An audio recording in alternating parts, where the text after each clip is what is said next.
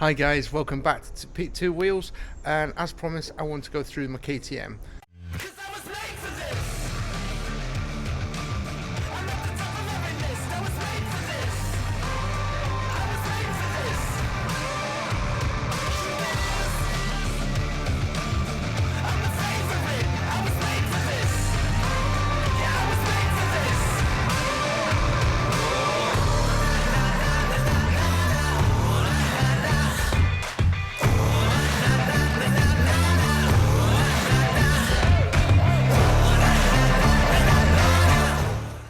So as we can see here, and this is my KTM 300 TPI 2018.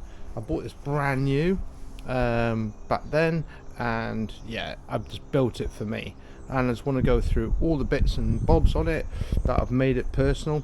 And straight away you can see the seat. So let's start from the top. I'm short, I'm 5'8", and you can see that seat, it is proper cut. So I use a bread knife, I cut the seat down. I can get 2 feet almost on the floor, and then I put the gripper seat back on it, which really is fantastic. However, you don't want to be sat in that saddle for very long, okay? So that's why I stand up on the pegs a lot.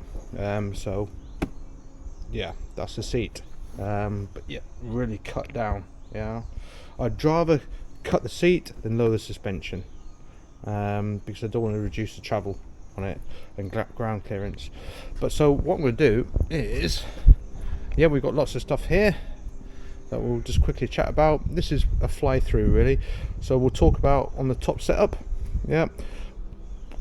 I've got some Pico clamps on here that allow the levers to twist in a hard hit. I'm using the Cycra handguards on here. They're off at the moment, but I use the Cycra handguards.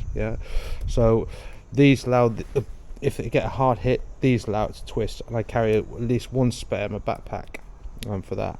I've got the X-Trigs on here to reduce vibrations to my hands, because I do suffer carpal syndrome, whatever it's called.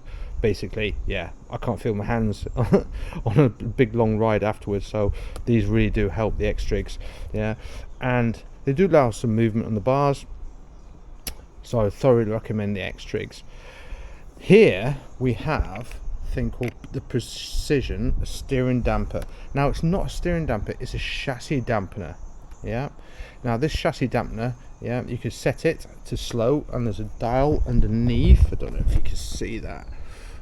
We can set by turning that dial there. I've got number 5, and you can hardly feel it, but it's got slow and fast dial settings in there. So if you hit a bump really fast, it'll take that out. And the reason I bought it is when I was doing the Dust of Dawn 24-hour at night time, you can't see everything necessarily. So if you hit a rock and your bars go like that, I want something to stabilize, and it saved my ass on many occasions. And to be honest, I took it off and rode the bike without it, and I preferred it with it on. And a lot of the pro teams now are using these type of steering dampers. It connects to the chassis. I looked at all steering dampers and chassis dampeners on the market, and these guys from Precision Engineering are the best in the United States, in my opinion. And I got this through Slavens Racing, who are really great. This bit underneath here failed. That was my fault, not their fault. And Slavens Racing through Precision Engineering sorted that out straight away. But when you put a bar pad on there, which I do put a bar pad on there, because you do not want these throttle cables catching on it, it works great. And going downhill, when you're hitting those rocks, it really does work. So this is not coming off the bike, this stays on the bike, and you don't even know it's there until you take it off, and then you notice it. I've got a protector here for my cables, and this bike is basically built for the more extreme enduro or 24-hour racing, and yeah, there's lights and stuff that go on here as well, which I'll go into another video, but I'm just building this bike for protection. Okay, so that protects my throttle cables. These allow my levers to twist, and this precision steering damper is brilliant. And also you can service it yourself. Okay, so, and again, slow speed damping is adjustable, and the fast speed damping is adjustable, and it's a fantastic bit of kit, but it's not cheap. But you get what you pay for, don't you? Down here you can see on the TPI, on the filler, yeah, I put donuts underneath there to stop the dirt getting in. Yeah, breather hose on there as well. So that covers pretty much the handlebars. Oh, the levers. Yeah, now these are based on Midwest Engineering levers. They work fantastic. They come from the bike house. They're a copy. They don't last as long as the Midwest Engineering fact. However, they still do work. So on my Beta, I'll be putting on Midwest Engineering. However, these ones, the bike house, have worked and are lasting okay. They're about half the price. So I've got left and right because, yeah, unfortunately, the Beta were running Brembos and Nissans, opposed to just Brembo on the KTM. The bar, yeah, you can see the bar is proper low cut bar. It's the lowest bar going. I like a low bar, and that's done by FIR bar. Yeah, so I think it's a Hutchinson bend, I don't know. Yeah, but it's really low, and a fat bar as well on there. So that's the top of, that's just on the top. Yeah, the suspension is done by six Racing, which is Julian Stevens. Now Julian Stevens set my suspension up, did a great job, and not only that, he takes obviously type of ride I'm doing, my weight, everything, and he's really good. So he was a factory mechanic for KTM, supporting David Knight and all the other top racers at the time. And then he sends you a list of what he's done. This is a 3-4 page document of what he's done, how you can adjust your suspension for the different types of riding on that. So yeah, really money well spent, and such a nice guy. And he did the front suspension, so I've got proper rebound on both forks now, and then compression, so we've gone standard rather than compression one side, rebound the other. Fork bleeders, yeah, that really they're just for transportation purposes, to be honest, but I do use the fork bleeders. So we've got rebound on both forks and then compression on both forks. Before it was compression, rebound, so, and it works really well. We brought Pro Carbon protectors on the top of the forks here, to take the hits. Like I said, this bike is built for protection, for doing the extreme stuff. Yeah, moving down. Yeah, now we've got a Pro Carbon guard here.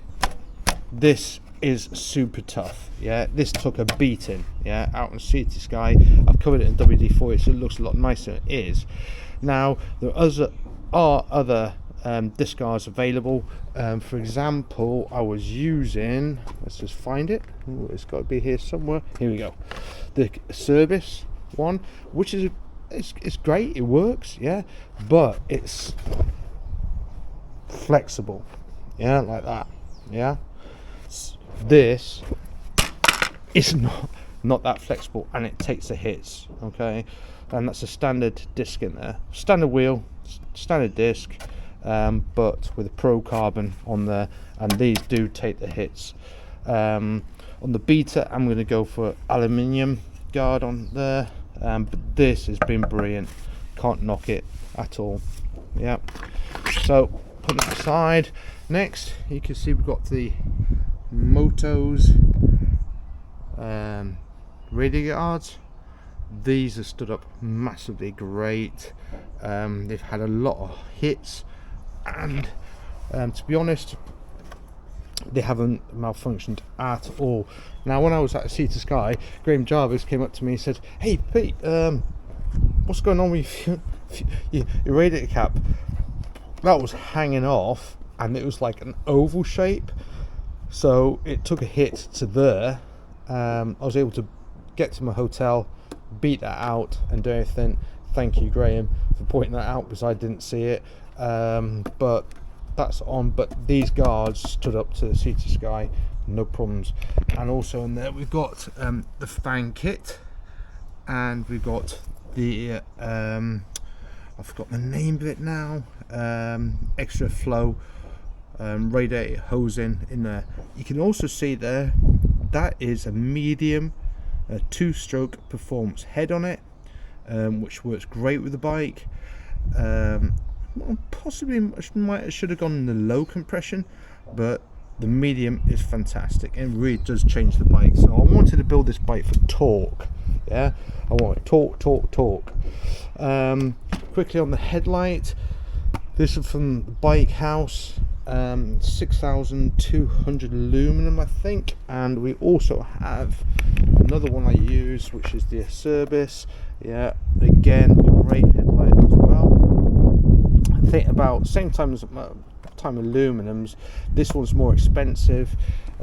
This one's cheaper, but really good. But that's why I keep them. So if I smash this one, I'm not so upset. If I smash that one, I won't be too happy. So that's why I keep this one on the bike. Moving down to the piece de resistance is the Motos pipe. Okay, the Motos pipe here is handmade. It is super tough. It's like a torque bike, so it does give me extra torque on there, and you can see because it's got a long head here, which is more like a trials bike. Oh, you see in there as well, got obviously the clamp as well on there onto the head. Not that you need it, but if I was running a carbon fiber guard, yeah, this would be paramount, but I've got it on there anyway as a safeguard. Yeah. So if it did take a huge hit, it's not going to slap off the cylinder on there. But it's a beautiful bit of kit. Now look at that dent there. This was huge. Yeah, I took a huge hit into this pipe, and it took some blowing out, and it does blow out. Oh, these pipes don't rust, and they look proper factory. And it does give you extra torque. Yeah, so I'm not worried too much about the top end. It's all about the torque. And this and the Sea to Sky, when people were struggling up the hills, it just like lugged up there even more. So I thoroughly recommend the Motos pipe on here to give you that lugging capability. Yeah, it's brilliant. We've got the factory Boyson cover on the clutch, because I smashed my last one. Took the whole top off it on the KTM one, so this way I went on. I actually did dent this, the Sea to Sky. I've battered it out. It did have like a slight oval to it, so that shows you how much a hit I had. But however, I tried to run the Acerbis kit on there over the top of it to give that bit extra protection, which I'll be running on there. However, it's quite hard to put on because this is a different shape, so you do have to adjust it on there. I had to re-helicoil the other day the oil level indicator,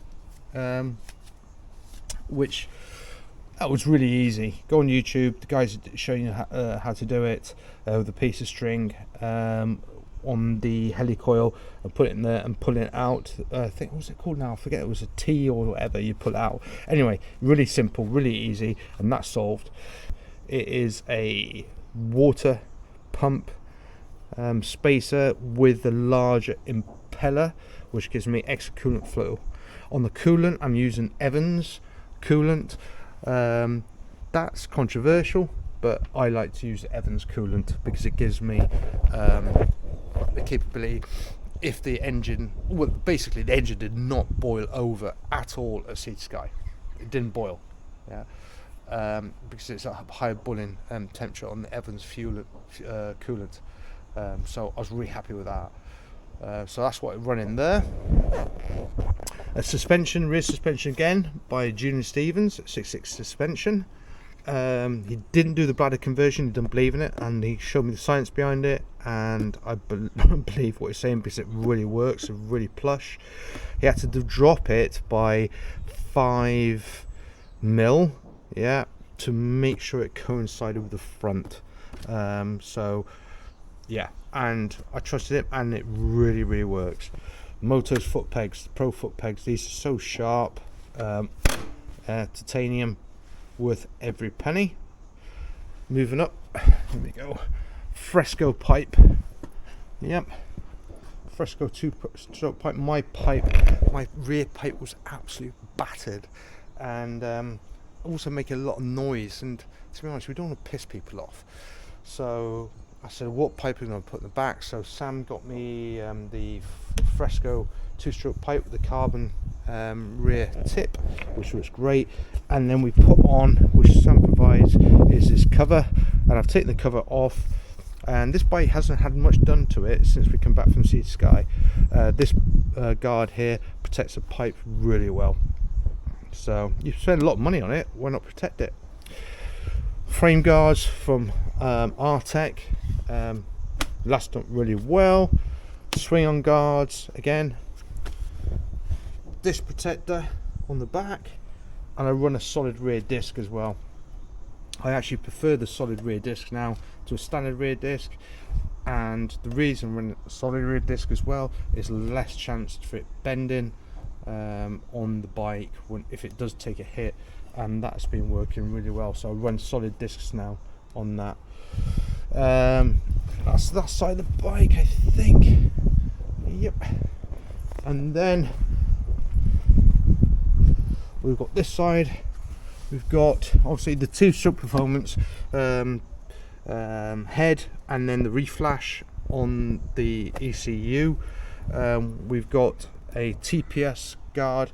Now the TPS guard is great, it really protects it, because if you ever had a TPS system go malfunction, it's a pain on there. However, I have had a branch go through and hit the cable and disconnect it, so I've had to resolder all that. But you know what, you can't stop everything, can you guys? Fuel tank, that's metal opposed to the plastic one. You don't want it being getting smashed off, and I carry a spare. KTM clutch lever, cylinder guard, power mount on that, and a guard on the side as well here. You can see the gear lever, it's a standard one because the other one was bent, this one is still bent, so I do put my bike through the paces, guys. And Artec this side. Again, swing armor protector, I'm running a 50 rear sprocket on here with the steel on the outside, aluminium in the center, with a full O-ring chain. Air filter wise, guys, I'm running this type of air filter. I don't know if you can see it. I think they call it like a funnel web, yeah, which gives you a lot of greater surface on the air filter itself, and these have really been working out well. On the other side of things, I'm running AXB skid plate on the bike in conjunction with a Moto's diffuser cage on there to keep it lightweight. I was running this one, which is great, wasn't made by Moto's, and made by another company. I keep this as a spare, but it's just so damn heavy and collects so much shit, it's unbelievable. It's like a mud collector, so that's my spare. Yeah. Obviously we've got Krieger pull straps front and rear, and I put them through here. Don't know if the seat's off, be able to see. There you go. And I run them like that, so it actually comes through the subframe and works really nice. Yeah. On there, so it's just drill through, tap through, and then back up. What else we got? That's pretty much it, I think. Now tires. I'm running so many different types of tires at the moment. I've got my favourites at the moment. We have got on here the Borealis, I think. Oh, yep. Let's have a look. Yeah, this is the Borelli. We can see that it's Borelli Racing. Yeah, Borelli Racing do a soft and a super soft. This is a 7 days extreme tire. Yeah, this is super soft, and it is literally super soft. So I didn't use this as Sea to Sky because these would get pretty much taken off. Yeah, these will get ripped off straight away. But around here, these are great. I now run the soft, but the super soft is amazing, and it does stand up pretty well. Yeah, to be honest. And in the it's a Lucioli tube, in the 7mm tube, which I can run down to about. Well, I can run it flat. Yeah, and it still runs. Other systems I have used, guys, are the tubeless system, which I do like for trail riding. I'll not use it for racing. I did use that tubeless system for racing, and I had a hell of a time of it. My first Dawn to Dust 24-hour, I ran that tubeless system, and after about 1 hour, 2 hours, I had 3 punctures in the rear because the tyre was a soft tyre. It wasn't no failure with the tubeless system, it was a failure of the tyre. I had to come in 3 hours later. We got some mousses on it. The guy said to me, "Pete, you're in last place. What's the point in carrying on?" By 6 a.m. we got the tyre sorted. By 6 a.m. I was up into about 6th place, and then I was knackered because I was running full speed all through the night.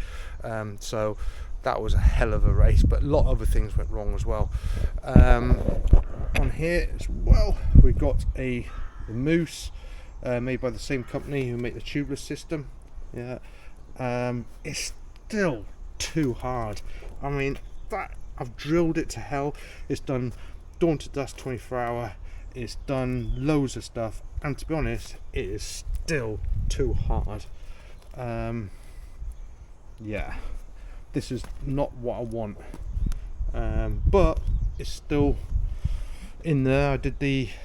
That was in there for the Sea to Sky as well, made by the same company, but the tubeless system is fantastic, but I would not use it for racing.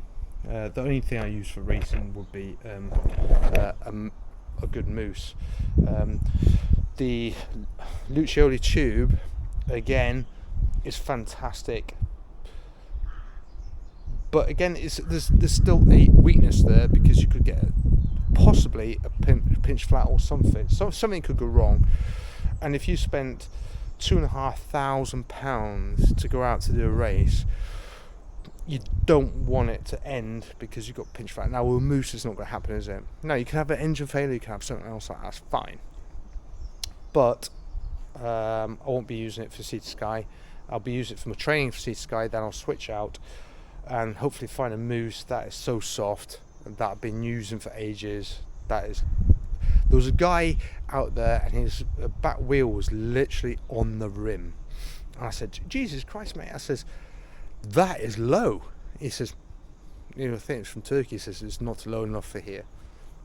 And that just shows you how flat the guys are running on the rear. So I was like, okay, yeah, I understand that. And actually, Sea to Sky, my favourite section was the canyon. Anyway, I can't wait to be back there this year. So if you're thinking of doing it, I'll be doing hints, tips, tricks, everything for an amateur rider, especially my age, to get you set up for Sea to Sky, including fitness. So I train 6 times a week, and there's pros and cons to that when it comes to Sea to Sky. We'll talk about bike fitness and other fitness and what I do. But anyway, that's off topic. Anyway, so that is my KTM 300 TPI 2018 model, and to me this works great. Oh, another thing as well, inside the clutch here is what's called a clutch donut. I forget the weight we're running. Is it 28 grams? I forget what rate it is. So you got your flywheel weights, and now you got clutch weights. So I wanted something in there, especially when you're going downhill. Sometimes the bikes do tend to stall a bit. This will never stall. This can be on its arse and it keeps running.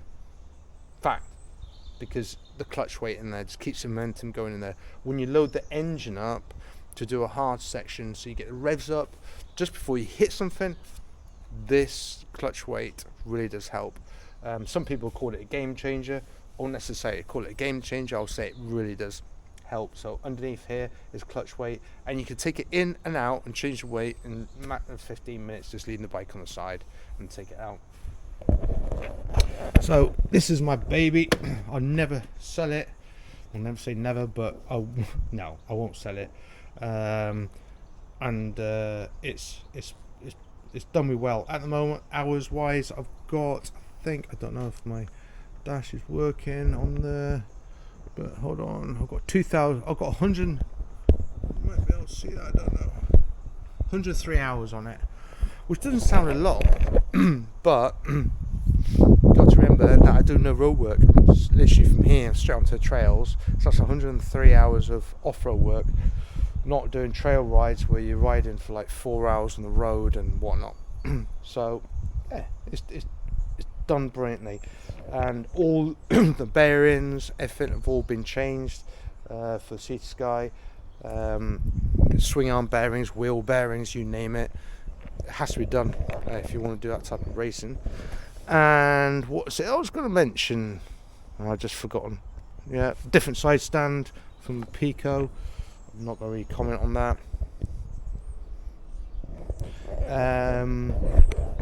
Apart from that, that is what she looks like, and it works, especially the low seat height. But I'm quickly going to take you in, and show you the beta from the other day. Just turn my radio off. There we go, radio's off. Yeah, so Sam took us out. It was fantastic. It was a great time. I went into the woods. I decided to do my own thing, going up these sections, and it was absolutely brilliant. Vertical faces with roots on them, everything else like that. The other guys decided to do a different section, which is great, because you bought your bike for your enjoyment, not anybody else's. So you do what you want. I decided to do something different, which I then smashed all the plastics on here. This was totally off. I managed to repair it, sort of. The forks were twisted in the yoke. I bent the handlebars I had on them, so I've had to put new handlebars on there. But apart from that, she came back in pretty damn good nick, and what a great day it was out there. So anyway, I do think you might agree that the bike looks lovely, and yeah, I love my KTM. So anyway, hope this has been informative, guys. If you need any more information about the tubeless system or the nitro mousse, etc., then just put it in your comments. I'll let you know. But the nitro mousse is not as soft as what they say it is, and even though I've drilled it, however, the tubeless system, I've never had a failure with the tubeless system. I've had a failure with the tires that I've fitted on it. Okay, so apart from that, it's all been great. So anyway, hope this has been informative. Be a couple of weeks before my next sort of like vlog, as they call it, and I've also bought a microphone to go onto the DJI camera that will stop all the wind noise, so I can put it in my helmet and stop all the wind noise from riding, because I know how annoying it is. So, and I'll be able to do full running commentary with that, and I'll tell you what microphone it is when I get it, hopefully tomorrow, and we'll have a test. Okay, it's cold here, got a runny nose, and I'll speak to you guys soon.